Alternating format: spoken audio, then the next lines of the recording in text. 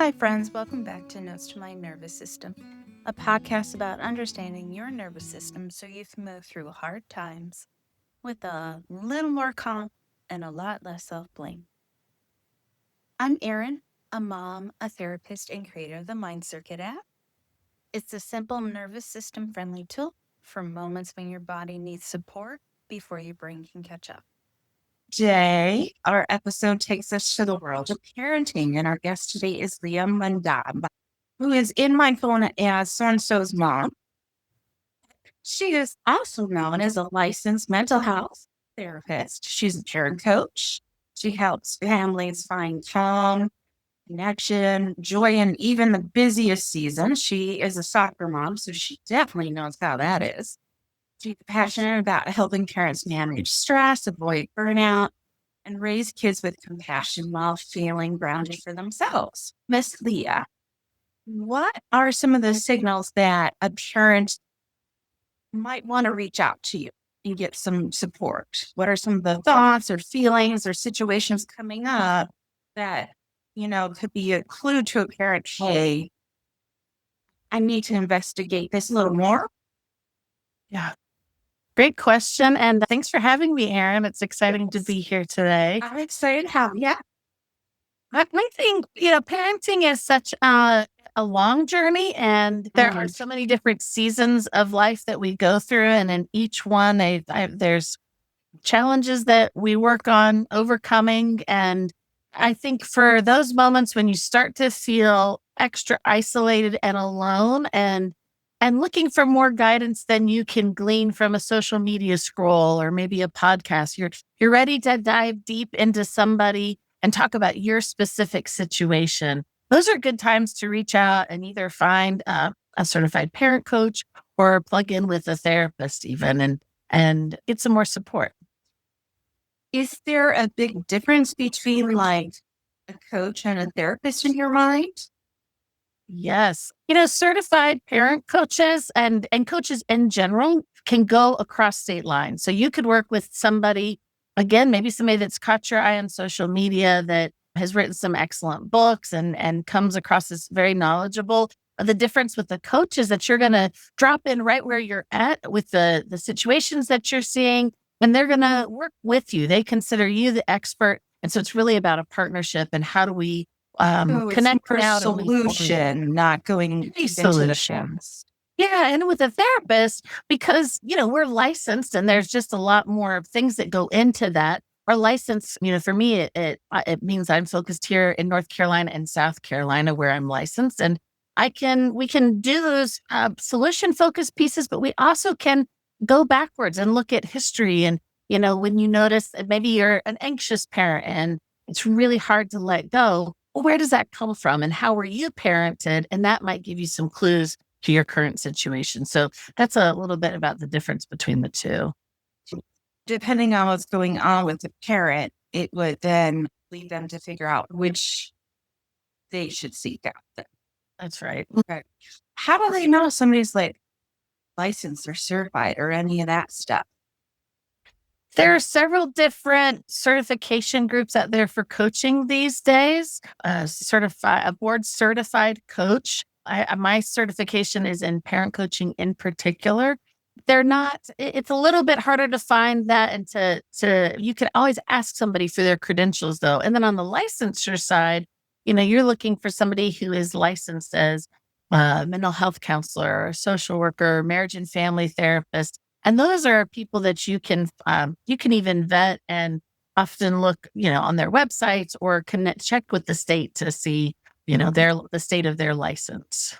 So even coaches should have some type of background showing that they've gone through some type of coaching program and have a background.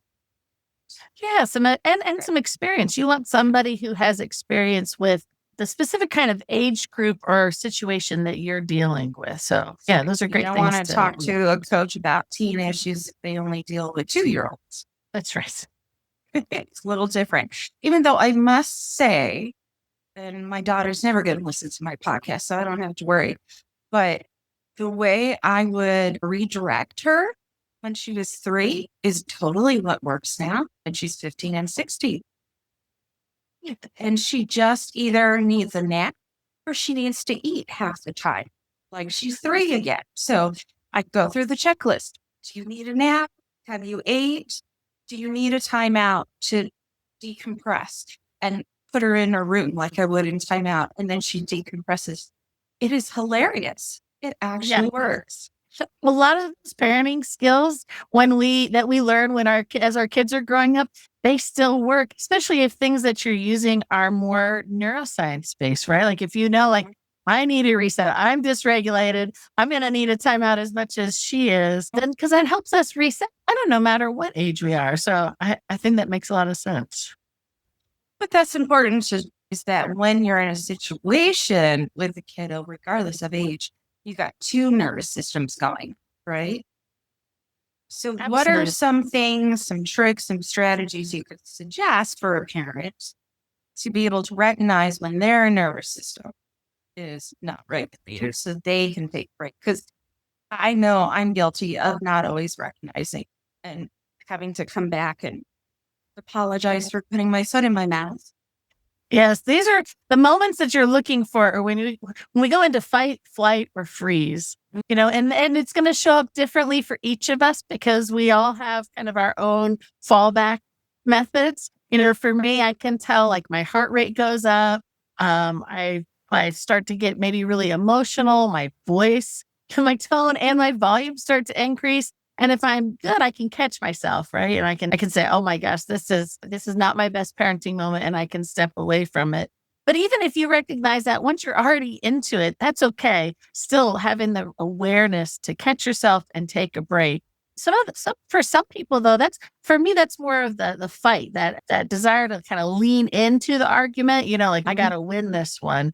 But some of the other ways it can show up is flight, by you getting so frustrated and feeling overwhelmed that we withdraw completely from the situation. And we go out with friends and we blow off steam, and we don't always circle back and kind of make amends or follow up with our kids. So, and then that third one, freeze, can just look like being caught in the moment, deer in the headlights, and not knowing what to do, and feeling overwhelmed in the moment. Again, those are all okay. Those are really natural reactions. The important part is, what do we do? Are there things we can do to catch ourselves on the front end?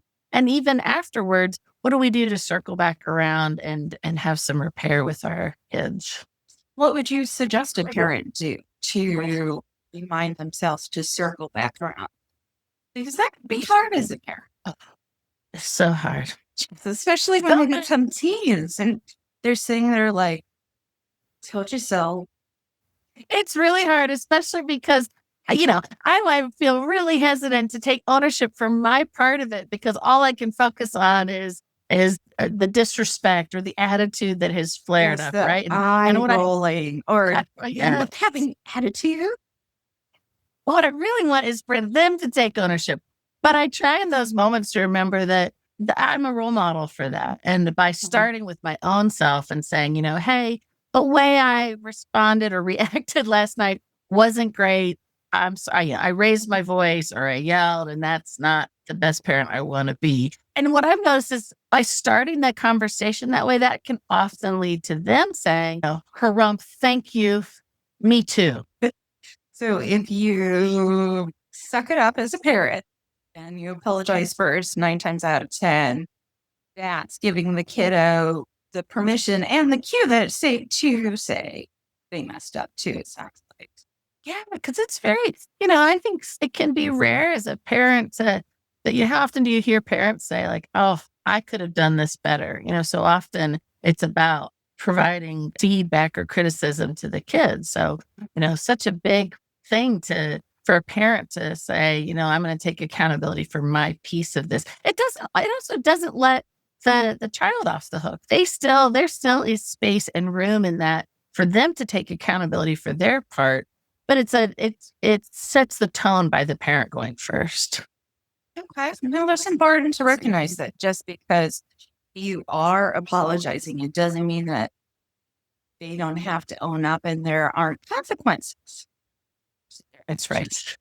Yeah, we talk a lot about there are still, there's ripple effects to all of our actions. And when we think about kids, I have a lot of parents that really want to focus on what is the consequence? What can we, and I think a lot of times parents, when they say consequence, they think about what can I take away?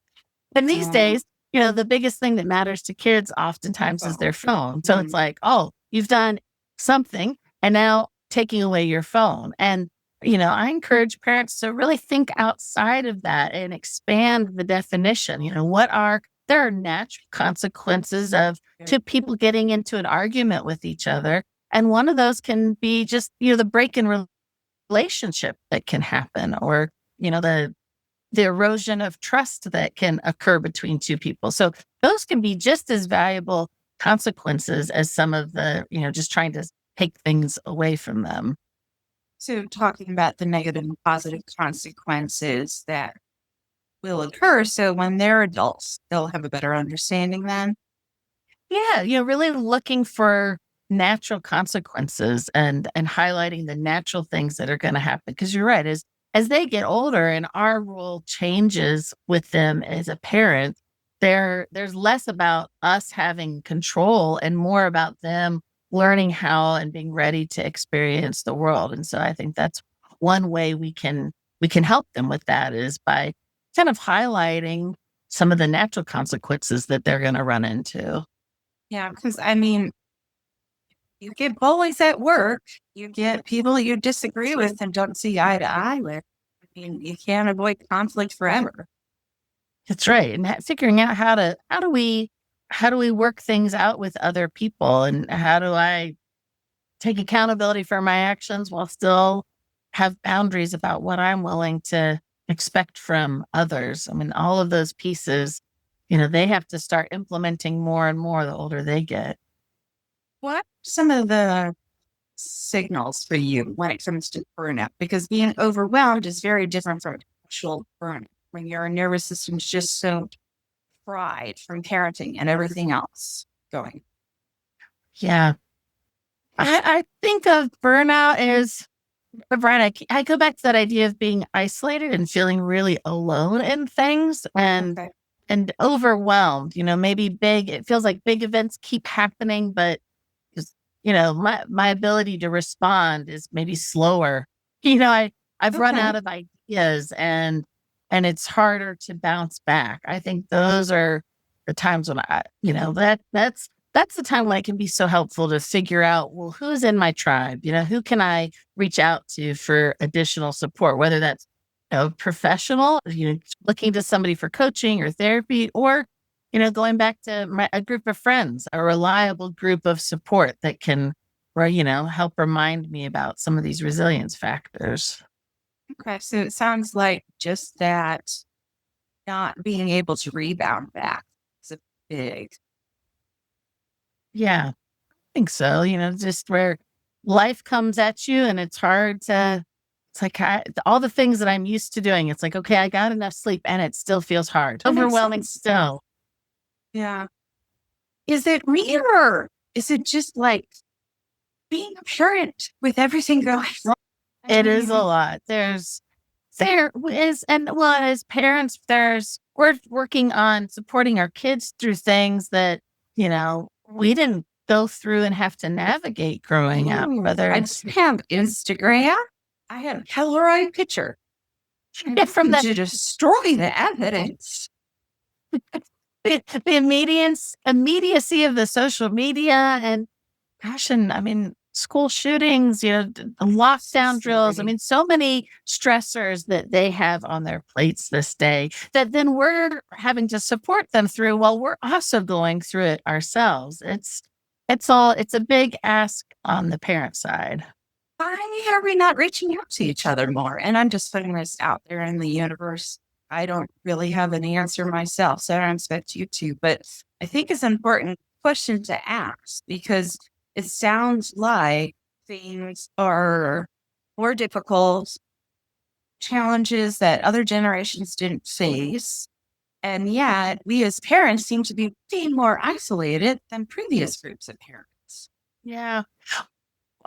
I see the isolation happen, especially for families where the kids take an alternate route, right? Like maybe things are so hard that they end up doing an out of home placement, or they're dealing with something very big, like, suicide ideation, which leads to short term placement in a local hospital setting. Those events are really hard to talk about. And I think parents often feel a lot of shame about it. It's like your kid's dealing with something else that's really big in their life, and they're not part of the homecoming season or going to prom. And so as a parent, you're in a different kind of phase than maybe what some of your other neighbor friends are into. So I think really figuring out who your tribe is, who your group of support can be, and that might shift as your kid goes through different things. The neighborhood group of parents that you grew up with, they might still be there for you. And